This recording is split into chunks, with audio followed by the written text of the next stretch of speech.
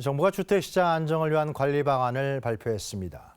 최근 주택가격 급등세를 보이는 지역들을 규제 지역으로 지정하고 주택담보대출과 전세자금대출 제한도 강화해 투기 수요를 차단하기로 했습니다.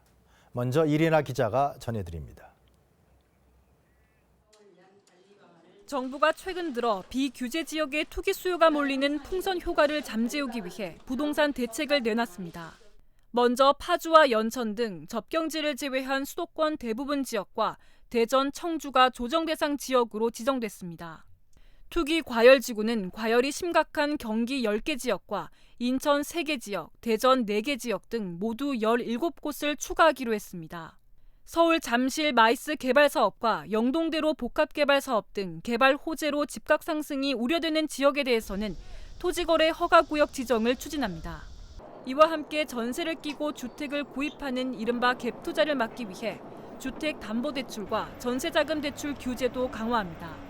다음 달부터 무주택자가 규제 지역에서 주택담보대출을 받아 주택을 구입한 경우 6개월 내에 기존 주택을 처분하고 신규 주택에 전입해야 합니다.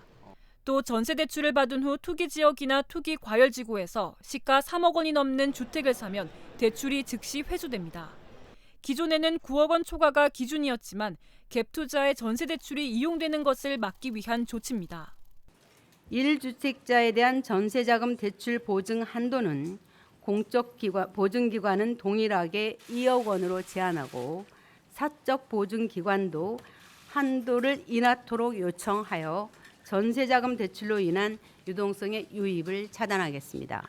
또 지금까지 전입 의무가 없던 보금자리론의 실거주 요건도 부과됩니다. 주택 구매를 위해 보금자리론을 받으려면 3개월 내 전입, 1년 이상 실거주 유지를 해야 합니다. 이를 위반하면 대출금은 회수됩니다. 아울러 9월부터 자금조달 계획서 제출 대상을 조정 대상 지역 내 모든 주택을 취득하는 경우로 확대하고 투기 과열 지구는 자금조달 계획서와 함께 증빙 자료도 제출해야 합니다. 정부는 이와 함께 12.16 대책에서 추진한 민간택지 분양가 상한제 주택의 거주 의무 기간 부여 등 법 개정 사항을 신속히 추진하고 수도권 공공주택 공급도 차질 없이 진행해 나갈 것이라고 밝혔습니다. KTV 이리나입니다.